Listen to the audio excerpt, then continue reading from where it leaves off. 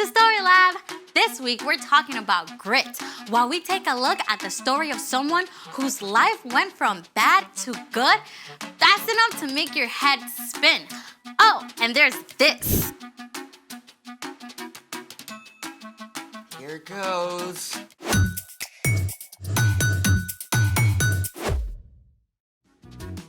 Hey, I'm Amaya. And I'm Zeke. And we're talking about grit, which is refusing to give up when life gets hard. What's under the plates? I don't know, actually. How do you not know? Well, today's story includes a mysterious dream with food. So, mystery food challenge! Oh, this is great. Those plates could be filled with all sorts of awesome, weird flavored gummies. Well, I got my friend to set it up for us. You know what? Why don't you do the honors?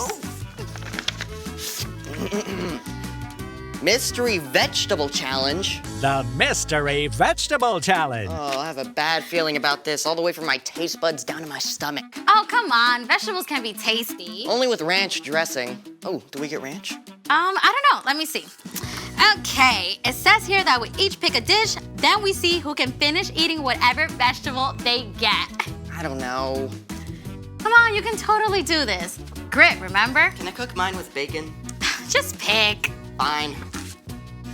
Here goes.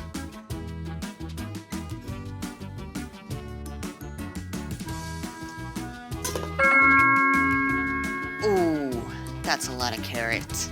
Yeah, I'm definitely gonna beat you. You don't even know what your veggie is yet. Yeah, but I like vegetables. They're good for you. Just pick. All right.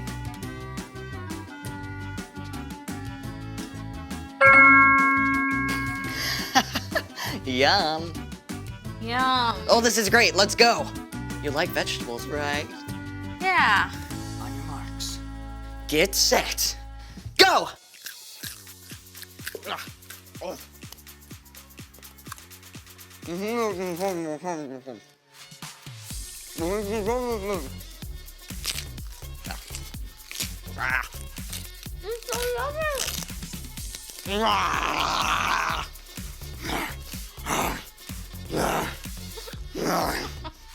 I'm gonna beat you. Oh, I won! I'm the carrot master. And I think it's time for... The story before the story. Today, we're in the very first book of the Old Testament, Genesis. God created the whole amazing world, but people turned away and broke their relationship with God. Still, God had a plan. God called Abraham and Sarah and promised to bless the whole world through their family line. One of Abraham's great-grandkids, Joseph, was sold into slavery in Egypt by his own brothers and then thrown in prison even though he done nothing wrong. But even there, God was with him, and Joseph didn't give up. That's where our story starts. Take it away, Brian. Hey everyone! Well, we are at the bottom of the roller coaster in Joseph's life. Let's find out if it gets any better. During his time in prison, Joseph had interpreted the dream of Pharaoh's drink taster and asked the man to put in a good word for him, remember?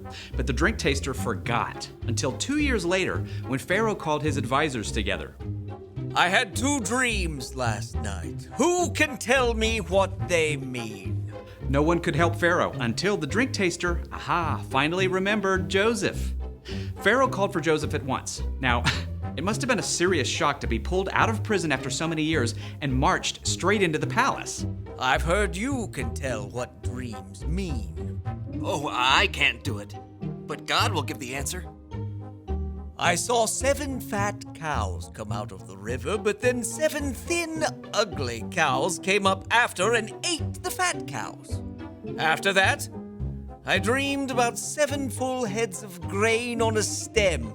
7 weak, thin heads grew up after them and swallowed up the 7 good heads. God has shown you what will happen. 7 good years with plenty of food are coming, but then 7 years without enough food will follow.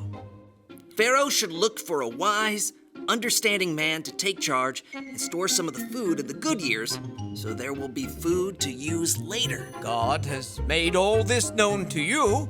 I'm putting you in charge of the whole land of Egypt. Think about it. It had been years from the time Joseph's brothers sold him until he was taken out of prison. And then, in a single morning, he was made second in command of the whole land of Egypt. Joseph traveled all over Egypt and helped to store up grain during the 7 plentiful years. And when the years of hunger began, Pharaoh sent everyone to Joseph to buy food. Now, the famine spread far beyond Egypt. It even reached into Canaan, where Joseph's father Jacob and Joseph's brothers lived. And they soon became desperate for something to eat. I've heard there's grain in Egypt. Go buy some for us so we won't die. Jacob would not let his youngest son, Benjamin, go. But the older 10 brothers made the long journey to Egypt and came before Joseph.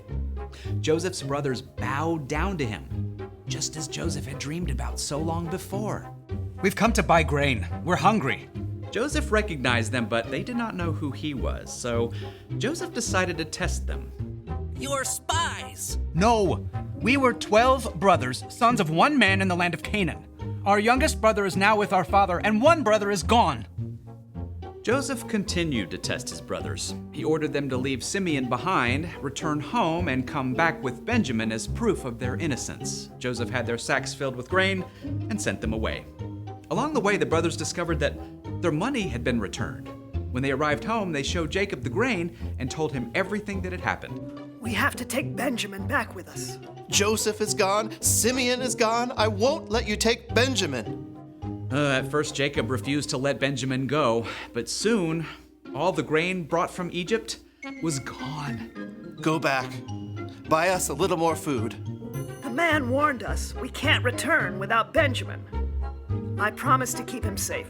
All right, but take gifts along. Take twice the money. May God cause this man to show you mercy.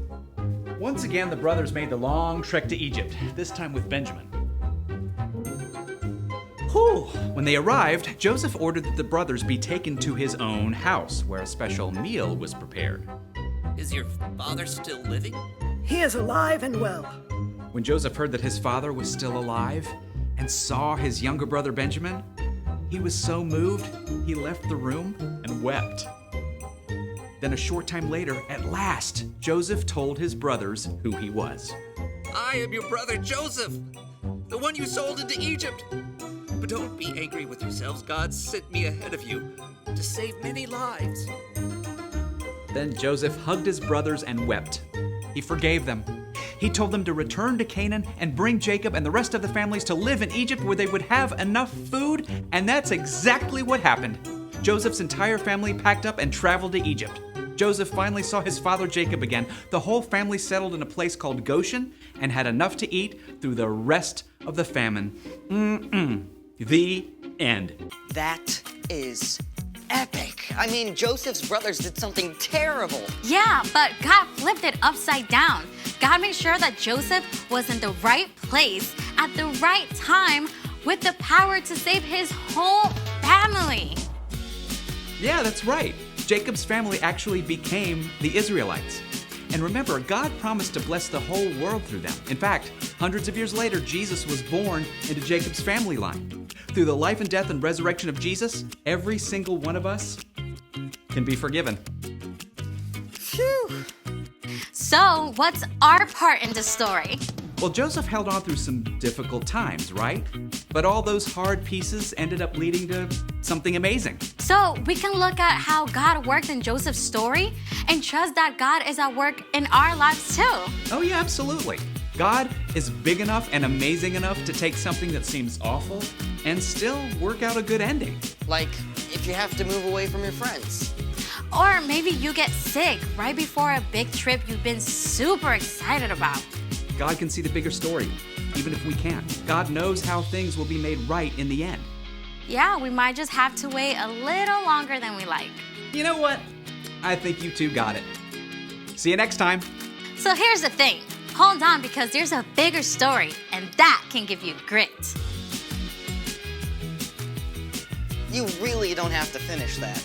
Oh, you bet I am, because the bigger story for this broccoli is sauteed with some bacon. But we can't finish without finding out what's in the last dish. Oh, go for it.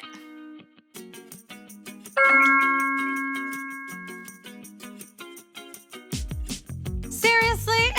Don't worry. I got this. Watch this.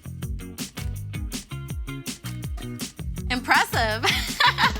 Thanks for joining us in the Story Lab. See you next time.